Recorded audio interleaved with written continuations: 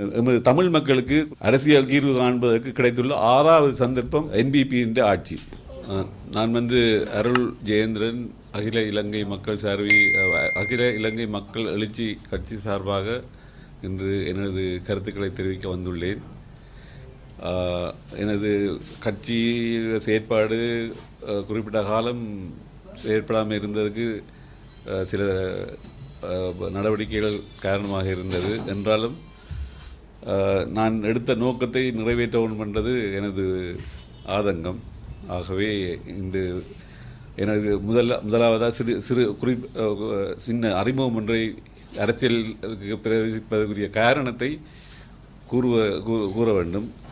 நான் முதலில் 2013ஆம் ஆண்டு நான் அரசியலில் இறங்க வேண்டும் என்ற காரணத்தால் டெலோவில் ஏற்கனவே 2011-12 டெலோ கட்சியில் இணைந்து எனக்கு சீட் தருவதாக கூறி இறுதி நேரத்தில் அவர்கள் மறுத்தார்கள். எனவே நான் அரசியலில் இறங்கி மக்களுக்கு சேவை செய்யும் நோக்குடன் ஏதாவது ஒரு கட்சியில் கேட்டு அறிமுகமாக என்ற நோக்கத்தில் டுவா என்ற இரட்டை இலை கட்சியில் முதலில் நான் வேட்பாளராக தோன்றி மக்களுக்கு அறிமுகமானேன். அதன் பின்னர் நான் கூட்டமைப்பு தெலோவின் செயற்பாடுகளில் அதிருப்தி அடைந்து யூஎன்பி கட்சியில் போய் ஜாயின் பண்ணேன். யூஎன்பியில் ஜாயின் பண்ணியிருக்க விஜயகலா மகேஸ்வரன் எலெக்ஷன் டைமில் பார்லிமெண்ட் எலெக்ஷன் வந்தது. அப்போ அதுக்கு பிறகு மாகாண சபை பிறகு பார்லிமெண்ட் எலெக்ஷன் வந்தது. அந்த டைமில் இங்கே எனக்கு டிக்கெட் தர மறுத்திருந்தா. அப்போ உடனே நான் ஸ்ரீகோத்தாக போயிருந்தேன். ஸ்ரீகோத்தாக போய் என்னுடைய அரசியல் நடவடிக்கை காட்டினோன்னே அப்போ கருஜேஸ்வரியாவும் டிஎம் சுவாமிநாதனும் இன்டர்வியூ பண்ணாங்க. அப்போ இஸ் அ குட் மேனோ வை ஷி டிட்ன்ட் செலக்ட்னு சொல்லி போட்டு எனக்கு கால் பண்ணோன்னே அவள் உடனே சொன்னால், நீங்கள் என்னுடைய இந்த ஷீட்டை இந்த உறுப்பினர்களை நீங்கள் மாற்றுவீங்கன்னு சொன்னால் நான் அரசியலேருந்து விலகிறேன்னு சொல்லி அதால் அதிலேயும் நான் வெளியேற்றப்பட்டேன். ஆகவே எனக்குரிய அதுக்கு காரணம் விஜயகலாக தெரியும் என்போன்றவர்கள் வந்தால் தனது செல்வாக்கு குறையும் என்று அவர் கருதி இருக்கலாம். அதில் KT பிரசாத் என்பவர் நன்கு அந்த கட்சியில் எனக்கு நன்கு அறிமுகமானவர். அவர் சொல்லியிருந்தார், அவருக்கு இந்த சீட்டை கொடுங்க, அவர் செய்யக்கூடிய ஆள்னு சொல்லி அப்படி இருந்து மறுத்திருந்தார். அதன் பின்னர் நான் பார்த்தேன் எதுவும் செய்ய முடியாது தான் சொந்தமாக கட்சி ஒன்று உருவாக்கி எனது கொள்கையின்படி ஒரு படித்தவர்கள் இன மத வேறுபாடின்றி தமிழ் சிங்கள முஸ்லீம் தலைவர்களை உறுப்பினர்களை கொண்டு எனது கட்சியை உருவாக்கினேன். எனது கட்சியின் கொள்கை இலங்கையை உலகத்தில் சிறந்த நாடாக உருவாக்க வேண்டும் என்பது எனது கட்சியின் கொள்கை. ஆகவே கேளுங்க.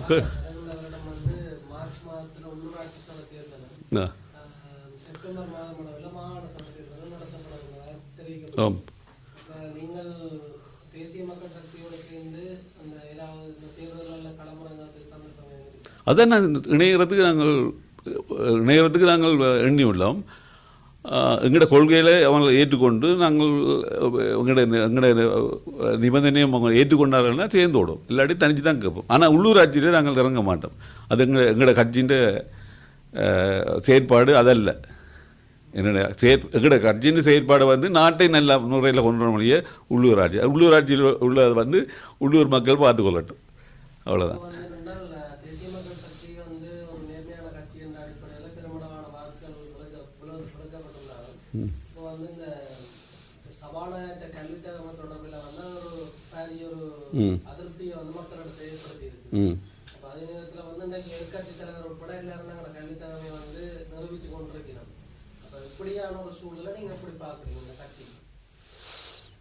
அவர் இப்போ உண்மையிலேயே பார்க்க போனால் முன்னைய ஆட்சியாளர்களை விட இந்த ஆட்சியாளர்களில் உள்ள பாராளுமன்றம் சென்ற ஆட்களில் கூடுதலான கல்வியாளர்கள். அவரை சபாநாயகர் எந்த ரீதியில் அவர்கள் நியமித்தாரோ தெரியாது. ஆனால் அது அவர்களுடைய தவறுதலாக இருக்கலாம். ஆனால் அது சரியானவரை நியமித்து அவங்க சரியாக கொண்டு போவார்ன்ற நம்பிக்கை எனக்கு உண்டு. இதை விட இன்னும் சொல்ல விரும்புகிறேன் என்றால், யாழ் மக்க வேட்பாளர்களை ஒரு அளவு ஏமாற்ற முடியாதுன்றது இந்த முறை அதாவது தீர்ப்பு, மக்கள் தீர்ப்பு கூறியுள்ளது என்பதையும் சொல்ல விரும்புகின்றேன். முதலாவது, அதாவது நீங்கள் ஒற்றுமையாக வரணும். முதலாவது மெசேஜ் வந்து ஒற்றுமையாக வந்தால் தான் நாங்கள் உங்களோட நிற்போம். முதலாவது மெசேஜ். ரெண்டாவது மெசேஜ் வந்து ஒற்றுமையாக இல்லாதால் இன்றைக்கு என்பிபி கட்சியிலேருந்து 3 பேர் போயிருக்கணும். ஆனால் நாங்கள் சேருவோம் என்று யோசித்ததுக்கு ஒரு காரணம் வந்து இந்த இந்த 3 பேர் போயிருக்காங்களா, அந்த 3 பேர் போனதால் அனுரவுக்கும் கட்சிக்கும் சிங்கள மக்கள் மத்தியிலேயும் நாங்கள் ஒரு இடம் பிடிச்சிக்கிறோம். இந்த இடத்தை, இந்த சந்தர்ப்பத்தை பயன்படுத்த வேண்டும் என்று தான் நாங்கள் இந்த கட்சியில் இணையோம் என்று யோசிச்சுள்ளோம். ஏனென்றால் எங்களோட காலங்களில் எங்களோட அரசியல் தலைவர் விட்ட பிள்ளை எங்கள் ராஜதந்திரத்தை எக்காலத்திலேயும் பாவிக்கவில்லை. இந்த ராஜதந்திரத்தை பாவிப்போம், சரிவான நிலைப்பாட்டில் இந்த நாட்டை கொண்டு வருவோம் என்ற நம்பிக்கை எனக்கு உண்டு. நன்றி. எங்களுக்கு அடுத்ததாக இது எனது சிறிய அறிமுகம். அடுத்ததாக எமது தமிழ் மக்களுக்கு, குறிப்பாக நமக்கு அரசியல் தீர்வு காண்பதற்கு கிடைத்துள்ள 6வது சந்தர்ப்பம் என்பிபியின் ஆட்சி. முதலாவது வந்து சுதந்திரம் பெறும்போது சேர்ந்து வாழ்வோம் என்று சொன்னார்கள், அதில் தவற விட்டார்கள் ஜிஜி பொன்னம்பலம் போன்றவர்கள். அடுத்தது ரெண்டாவதாக வந்து 87 பிரபாகரன் ஏற்றுக்கொண்டு அவர் இந்தியா சொன்னது ஏற்றுக்கொண்டு செய்யுங்க, நாங்கள் பின்னுக்கு செய்வோம் என்று சொன்னார்கள். அந்த நேரம் அவரும் அதை செய்யாதால் அதிலேயும் தோல்வி அடைஞ்சோம். அதன் பின்னர் பிரேமதாச காலம், சந்திரிகா காலம், அதன் பின்னர் நல்லாட்சிக்கு முண்டு கொடுத்து கொண்டு நின்றாங்களே தவிர கோடிக்கணக்கில் காசுகளை வாங்கி கையை திருநதை வழிய எங்களுக்கு தீர்வான்ற வழியே காணல எங்களோட கூட்டமைப்பினர் தான் குறிப்பாக. ஆகவே அது சில பேர் அந்த எம்பியாக இருந்தே சொல்லியிருந்தார்கள், கையூட்டல் வாங்கி தான் கையெழுத்தினவர் என்று சொல்லி அந்த நேரமே சொல்லியிருக்கிறார். இப்படிப்பட்டவர்கள் போய் இன்று அனுர ஆட்சி வந்துள்ளது. அனுர ஆட்சி வந்து ஏதாவது இன்றைய நிலைமையிலே பலர் பேசுகிறார்கள், ஆட்சிக்கு வந்து இந்த மாற்றம் இல்லை, அதே மாதிரி தான் நடக்குதுன்னு சொல்கிறார்கள். அனுர ஆட்சி வந்து 75 ஆண்டுகள் ஊழல் செய்த இந்த நாட்டில் ஒரு நல்ல ஒரு மாற்றத்தை ஏற்படுத்தோம்னா ஒரு நாள் 2 நாள் ஒரு தனிநபரால் முடியாது.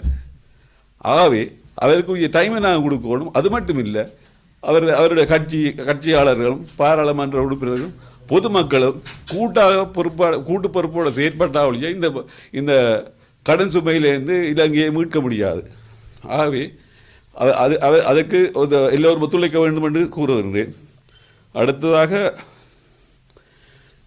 விக்னேஸ்வரன் ஐயாவை பற்றி சிலது கூற வேண்டியுள்ளது. என்னென்னு சொன்னால், அவர் மாகாண சபையில் முதல் அதாவது வரதராஜ பெருமாள் முதலாவது மாகாண சபையாக இருந்தது. 2ஆவதாக வந்தார் முதலமைச்சர் தேர்தல் மூலமாக. அந்த தேர்தல் மூலமாக திடீரென்று தான் வந்தார். அவருக்கு அரசியல் அனுபவமே எதுவுமே இல்லாமல் வந்திருந்தார். வந்து சீட்டில் இருந்து கொண்டு என்ன சொன்னார், அதிகாரம் இல்லாத சீட்டில் இருந்து கொண்டு நான் ஒன்றும் செய்ய முடியாது. அவர் ஒரு படித்தவர், பிரதம நீதியரசர் இருந்தவர். அவர் செய்திருக்க வேண்டிய வேலை அந்த நேரமே சீட்டை விட்டு நான் இந்த குறிப்பிட்ட காலத்தை கொடுத்து இந்த காலத்துக்குள்ளே எங்களுக்குரிய உரிமைகளை திராட்டி, அதாவது காணி மற்றது பறிக்கப்பட்ட அதிகாரங்கள் கூட தந்தால் தான் நான் தொடர்ந்து செயற்படுவேன் என்று சொல்லி பதவியை விட்டு விலகி இருந்தால் இன்றைக்கு விக்னேஸ்வரன் எங்கே இருந்திருப்பார். ஆகவே அது அவர் செய்த பிள்ளை. அடுத்ததாக எங்களோட வைத்தியர் அர்ஜுனா அவர்கள். வைத்தியர் அர்ஜுனா என்ன செய்கிறார், அதாவது சாவச்சேரிய வைத்தியசாலையை பற்றி சொல்லி அது சிறந்த விடயம்தான். ஆனால் அவர் செய்த பிள்ளையை அவர் செய்ததை நிரூபிக்கவில்லை. அப்போ அதால் இன்றைக்கு பல வழக்குகளை சந்தித்து கொண்டிருக்கிறார். அது மட்டும் இல்லை, அண்மையில் போய் டாக்டர் சத்தியமூர்த்தி ஐயாவை டைரக்டராக உள்ள யாழ் வைத்தியசாலை டைரக்டராக உள்ள சத்தியமூர்த்தி ஐயாவிடம் போய் ரூமில் தான் பெரியாள் எம்பி தான் I mean you are under me என்ற மாதிரி அவர் பேசியிருக்கிறார். ஆனால் அவர் ஏற்கனவே அவர் வயதில் கூடினவர். டாக்டர் அர்ஜுனா இதர் சத்தியமூர்த்தி ஐயாவை விட வயதில் குறைந்தவர். அது மட்டும் இல்லை, அவருக்கு கீழே வேலை செய்தவர். அவரை போய் இப்படி அவமதிப்பது அவர் மனநிலையே இப்படி புரிந்து கொள்ள முடியும்.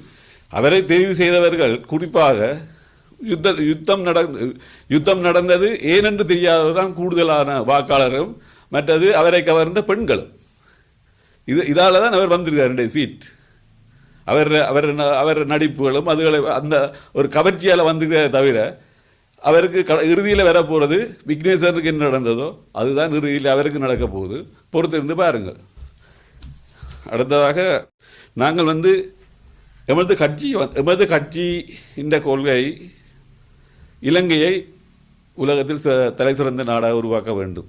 முதலில் அதை நாங்கள் செய்வதற்கு வடமாகாணத்தை எமது கட்சியிடம் ஒப்படைத்தால் 5 வருஷத்தில் இலங்கை வடமாகாணத்தை சிங்கப்பூராக மாற்றுவதற்குரிய வேலை திட்டங்கள் எம்மிடம் உள்ளது, செஞ்சு காட்டுவோம். நான் சும்மா வெட்டி பேசுவதற்கு இங்கே வரவில்லை. எனக்கு அரசியல் செய்ய வேண்டிய அவசியம் இல்லை. இது உணர்வு, தன்னால் உணர்வால் தான் அரசியலுக்கு வந்துள்ளேனே தவிர இந்த அரசியல் நடத்தி நான் பிழைப்பு நடத்த வேண்டிய அவசியம் எனக்கு இல்லை. நான் என்னுடைய தாத்தா பிரபல வர்த்தகர், எனது தந்தை முன்னாள் சுகாதார சேவை பணிப்பாளர், கிளிநொச்சி வடமாகாணம் என்று கிளிநொச்சி வரையும் பார்த்திருந்தவர். நான் ஒரு வர்த்தகர், சரியா? அப்போ நான் செய்ய வந்துள்ள நோக்கம் இந்த மக்களுக்கு ஏதாவது செய்யணும், என்னால் முடியும். அதுக்குரிய சந்தர்ப்பத்தை தந்தால் நிச்சயமாக செய்வேன். என்ன நம்பணும், நிச்சயமாக செய்து காட்டும். 5 வருஷம் தான் தாங்க செஞ்சு முடிப்போம். உங்களோட கட்சிக்கு தானே நிச்சயம் செய்து முடிப்போம். அதில் எந்த மாற்று கருத்தும் இல்லை. தொடர்ந்து நான் செய்து கொண்டே வந்து கொண்டிருக்கிறேன். நிச்சயமாக என்னால் முடியும் என்ற நம்பிக்கையை உங்கள் அனைவருக்கும், தமிழ் மக்கள் அனைவருக்கும் இந்த சந்தர்ப்பத்தில் கூறுகின்றேன்.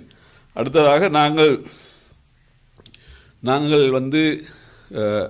இப்போது கட்சி என்பிபி இந்த கொள்கையும் எமது கட்சி இந்த கொள்கையும் ஏறத்தாழ ஒற்றுமையாக உள்ளதால் நாங்கள் அவர்களோடு சேர்ந்து பயணிப்பதற்கு முடிவு செய்துள்ளோம். எமது கட்சி அதற்குரிய வேலைப்பாடுகள் நடந்து கொண்டிருக்கிறது. எங்களோட கட்சியின் கொள்கையை நாங்கள் அவரோட பேரம் பேசி எங்களோட கொள்கையை அவர்கள் ஏற்றுக்கொண்டார்கள் என்றால் இணைந்து செய்யப்படுவோம், இல்லாட்டி தனித்தே போட்டிடுவோம். இதுதான் இது நான் சொல்கிறேன். அடுத்த அனுர இந்த அமெரிக்க ஜனாதிபதி இன்று ட்ரம்ப், அவர் ஒரு வர்த்தகர். ஆகவே நானும் ஒரு வர்த்தகர்களுக்கு தான் மிக குறிப்பாக கூடுதலாக வர்த்தகர்கள் தான் எப்படி இந்த நாட்டையோ ஊரையோ இல்லாட்டி வீட்டையோ எப்படி அபிவிருத்தி செய்யலாம் என்ற அறிவு கூடுதலாக வர்த்தகர்கள் தான் உண்டு.